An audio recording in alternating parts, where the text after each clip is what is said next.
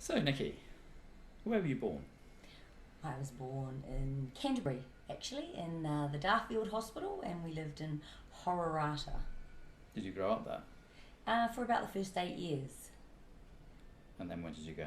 From Hororata, we moved into Christchurch, and from Christchurch, we moved to the Waikato and lived in a place called QQ, not Pew Pew, QQ, Kiokio. My dad worked in Otaurahonga, and from there we went down to Southland and lived in a place called Otautau out of Invercargill, not much further south. And from there we moved to Palmerston North.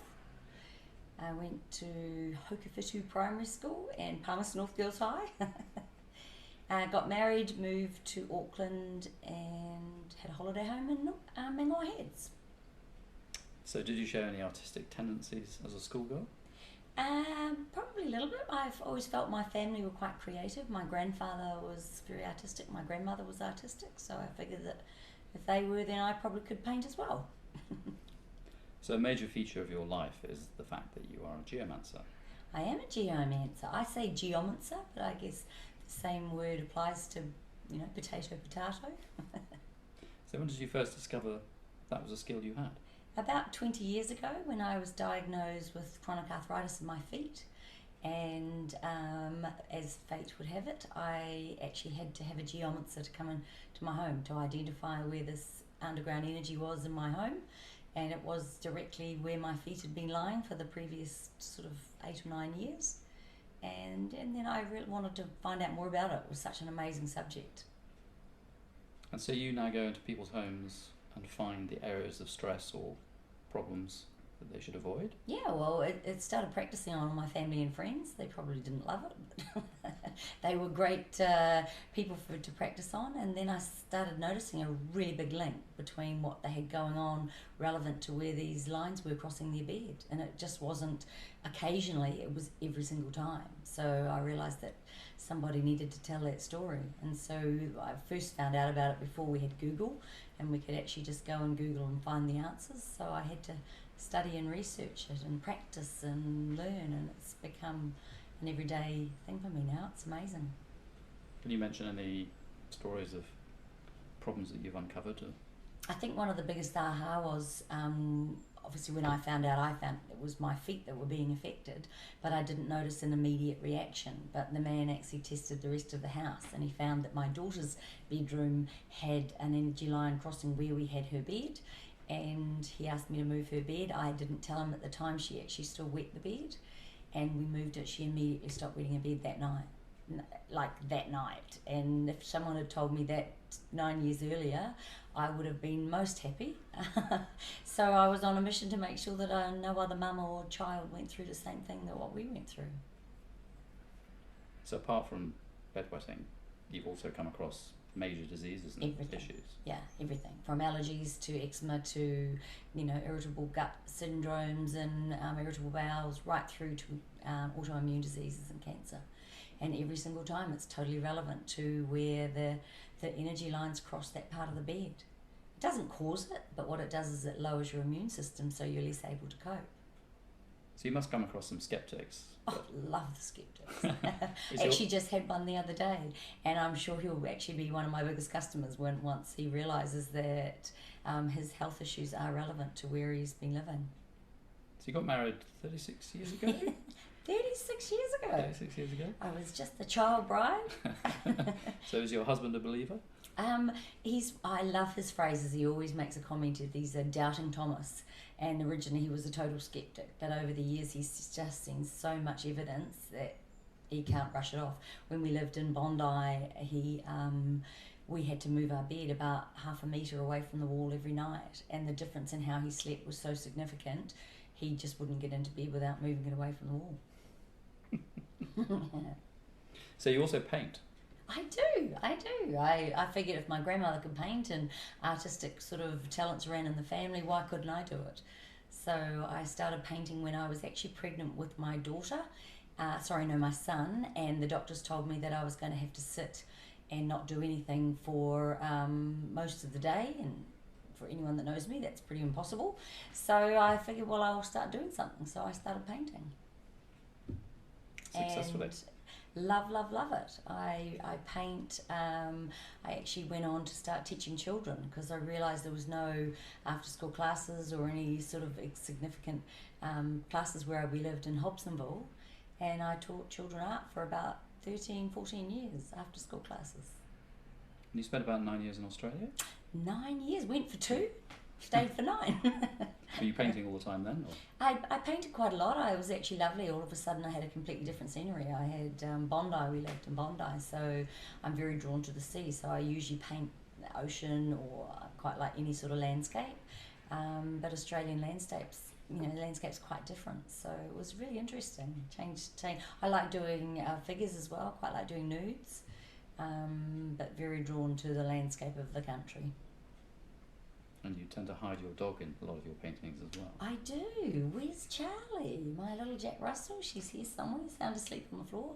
I just think it's always funny to have one of my mentors, Tim Wilson, amazing artist, and he that's actually one of his paintings, or one of the paintings I did with him, and he always said, imagine a troll in the bush or something hidden away, so that the people feel like they're going for an imaginary walk through the landscape when they're so that kind of became a bit of a fun thing.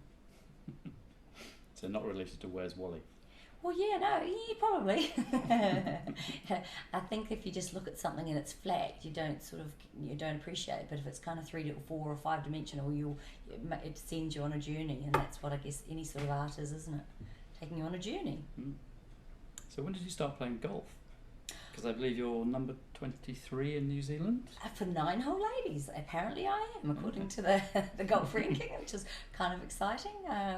I was pregnant with my daughter, and my husband used to go and play and disappear for hours and hours. So I thought, well, no, I need to find out what this game is all about. So started playing, but not properly until well after my children were at high school, and then started playing. But quite like it, really. It's kind of an interesting, challenging. You can only blame yourself if you don't play well. Absolutely, and you write as well. You're a published author? I am a published author. I've got my first book out, which I'm very proud of, Nicky, and it's called What If It Was That Easy? How to Heal You in Your Home. And it's trying to make what I do as a geomancer easy to understand for people, because everyone is affected whether they know it or not.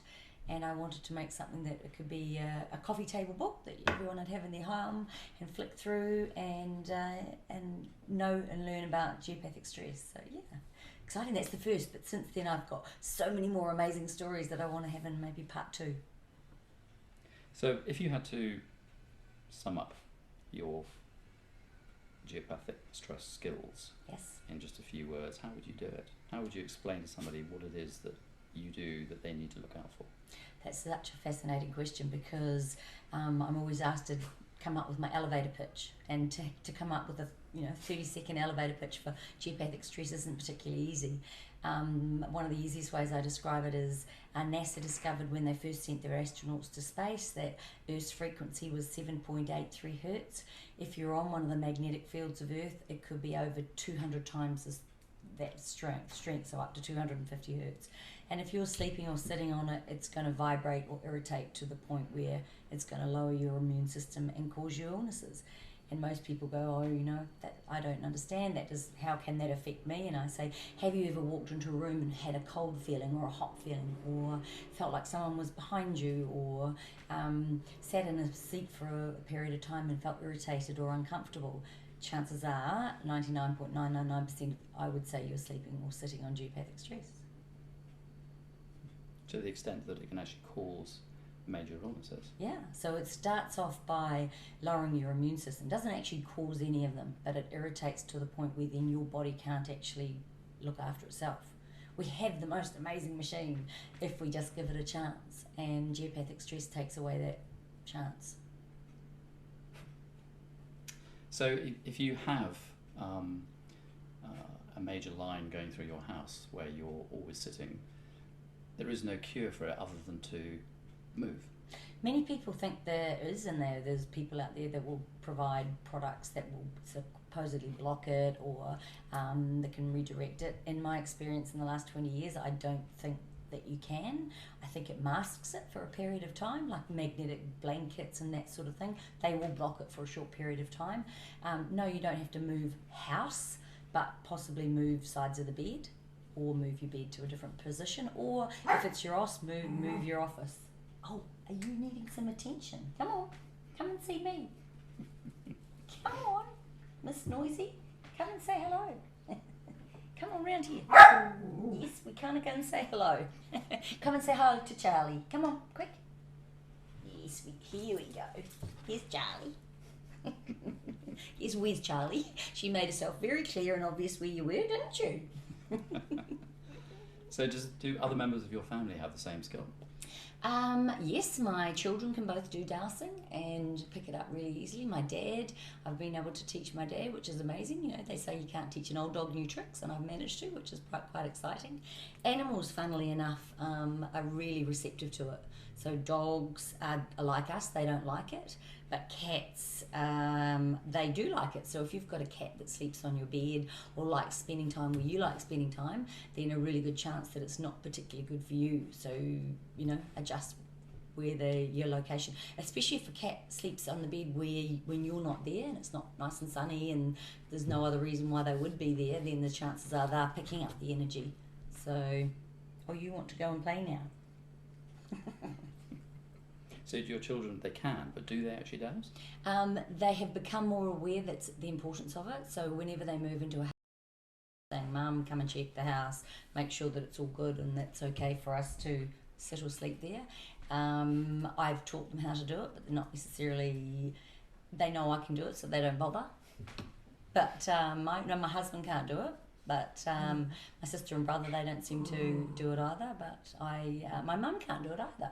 I would say probably 70% of people can probably douse if they just knew that they could. So, Charlie. So if you had to decide between all the different elements in your life, whether it was dowsing or whether it was playing golf or painting or writing, and you could only choose one, what's the most important to you? 100% the dowsing.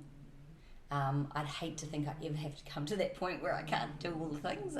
I believe that you make your life, you make your own life, and I choose to paint and I choose to play golf and I choose to go to the gym and all those lovely things.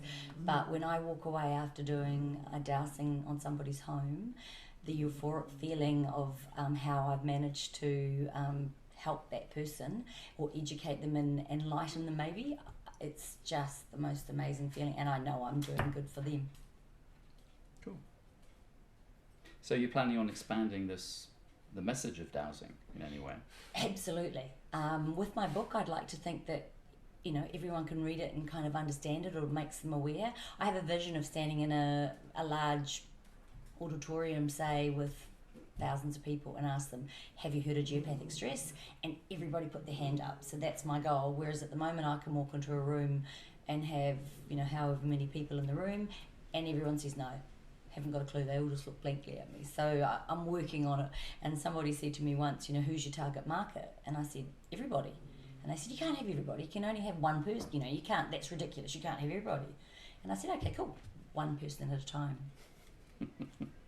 And you're going to be on TV, or you are on TV? We are. We have got Global Health TV, which is I think we're up to week 4 this week. We're going to be, I'm on next week, so week 6, and I'll be dousing Bruce Hopkins' house, who was on Lord of the Rings, and I'm going through his house, and yeah, really amazing what we found. So that's exciting. Cool. Your children are now, what, 29, 30? 29, they'll be 29, 30 this year. Right. And so do they live locally, or they? No, they're all in Sydney, and a gorgeous daughter-in-law, she lives in Sydney as well, and 3 grand puppies. So how do you douse their houses if they're in Sydney and you're in Auckland? That's the really interesting question. A lot of people don't understand that, because I actually douse people all around the world, and so they give me a plan of their house. And so I can see there's a hall, you know, rooms and whatever, and I literally visualise I'm walking through that house. So by walking through it, I can use my dowsing tools, either pendulums or my dowsing rods, and the lines go off the same as I'm visually feel like I'm walking through, I can get directions of where the energy's crossing. So you can do it for anybody, anywhere in the world. Yes. Yeah. Fantastic. And you had an aunt who had problems. I have got an moved. aunt, and we found out nearly 20 years ago, maybe 18 years ago, and she unfortunately has a rare autoimmune disease called cryoglobulomania. I'm not sure why I remember it, but I do. And it affected her autoimmune. And whenever she moved, came on holiday, came up north, or went on holiday somewhere else, she'd get better. When she moved back to her house, she'd get sicker. And it seemed to be really relevant to her location. And at the time, I remember telling her and advising her that, maybe we needed to move where she was sleeping. In fact, I've actually just seen her this weekend. And since we've moved her away from the bedroom where that was badly affected, she's, well, in my opinion, she is actually slowly improving. So it's quite an amazing thing. And then she's only one of hundreds and hundreds of people I've now doused and had the same sort of results. Fantastic. But that's not the only way to keep healthy, is it? Because oh, no. You like to eat, but you also like to go to the gym and exercise and... I think it's about balance of everything. My darling grandmother, who passed away at 101, she used to say, Nicky, everything in moderation. And that's everything with regard to food or drink or alcohol or exercise or whatever it is. I think everything in moderation. And what I do with the Geomancer is I start at the bottom. So I make sure that where you're still is in nice, clear spaces. But then you've got to eat right, think right, live, love, laugh, and learn every day. That's fantastic. Nicky, thank you very much indeed. Thank you. Thank you so much.